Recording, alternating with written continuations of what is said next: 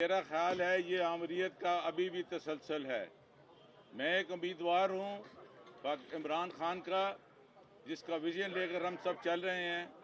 तो मेरा एक्सपेक्टेशन थी, मैं एक पॉलिटिकल वर्कर हूँ, जिस तरह से मुझे वहाँ से गुजरना पड़ा है, ये मेरे लिए भी बड़ी शर्मनाक बात है। और मेरा ख्याल है जो इस वक्त इक़्तिदार में आना चाहते हैं उनके लिए भी ये लम्हा फ़िक्रिया होना चाहिए। मेरे साथ मेरे MNA डॉक्टर निसार अहमद जट भी हैं।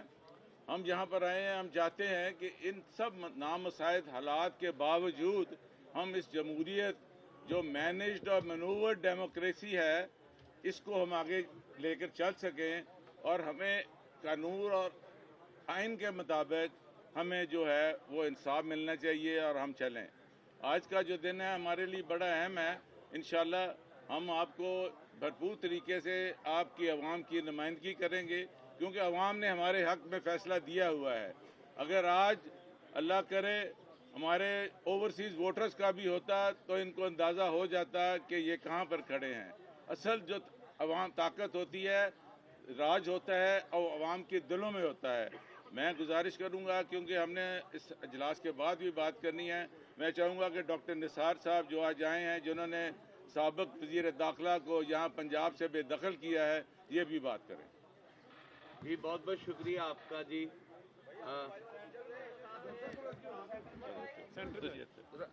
जट साहब आप सेंटर में। जी बहुत बहुत शुक्रिया आप दोस्तों का।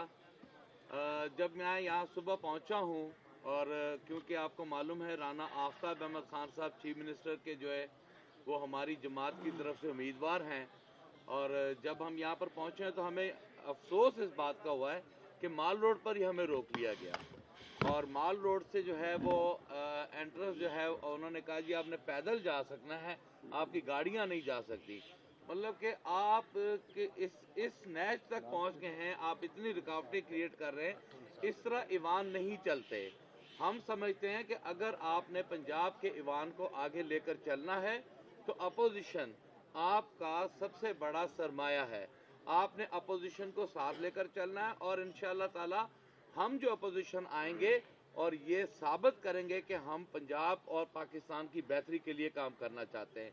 हम किसी को खुला मैदान नहीं देंगे। हम इंशाअल्लाह ताला टफ मुकाबला करेंगे, इनका सामना करेंगे। और देखें आज के दिन पर मियां असलम इकबाल साहब को यहाँ होना चाहिए था, उन्हें नहीं आने दिया जा रहा। हमारे अरकान को नहीं आने दिया जा रहा। अहमद भट्टी साहब हैं उनको नहीं आने दिया जा रहा। इस तरह अगर आप हाउस चलाएंगे तो हाउस नहीं चलेगा।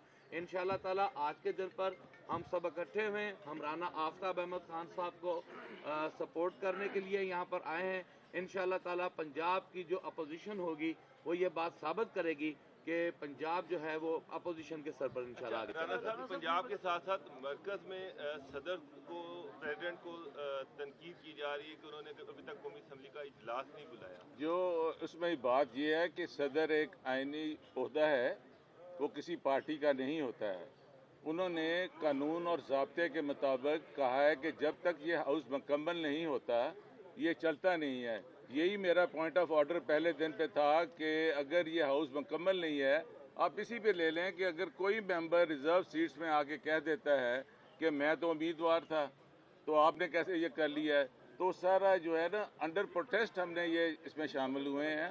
और ये I think we'll have to go to the court of law also for dispensation of justice और इसको लीगल करने के। राना साहब, आपने अभी जट साहब ने कहा अपोजिशन के साथ जो है एक रिलेशन का, वर्किंग रिलेशन का, और उसके बगैर काम नहीं चलता।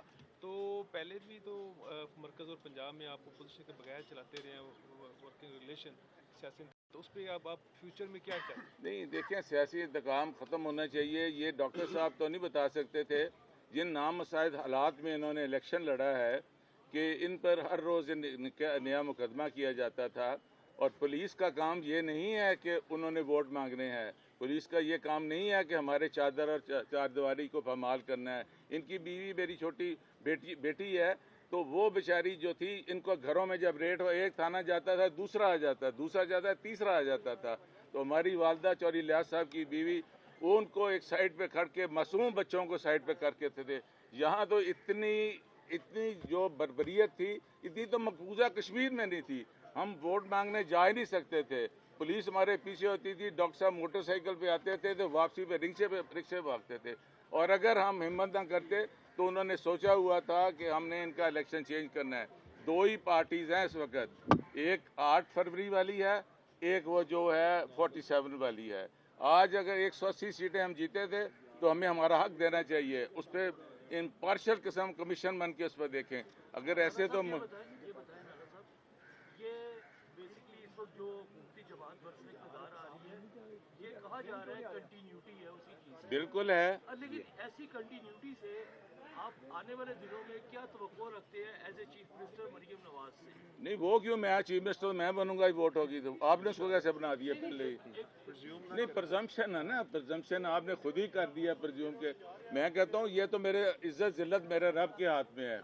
इस तरह अगर उनके नंबर देखें, अगर ये आज सीक्रेट बैलेट हो जाए, डिवीजन ना हो तो आपको जाहिर हो जाना था। राणा साहब, अभी उस्मा बुखारी साहब आप प्रेस कॉन्फ्रेंस कर रही थी, वो कह रही थी मरीम नवाज की तौहीन बर्दाश्त नहीं की जाएगी, इसको हमारी धमकी समझे। ये पीपल्स पार्टी के दौर में भी यही कहती होती थी, एक रूटीन है, मतलब you are paid for it.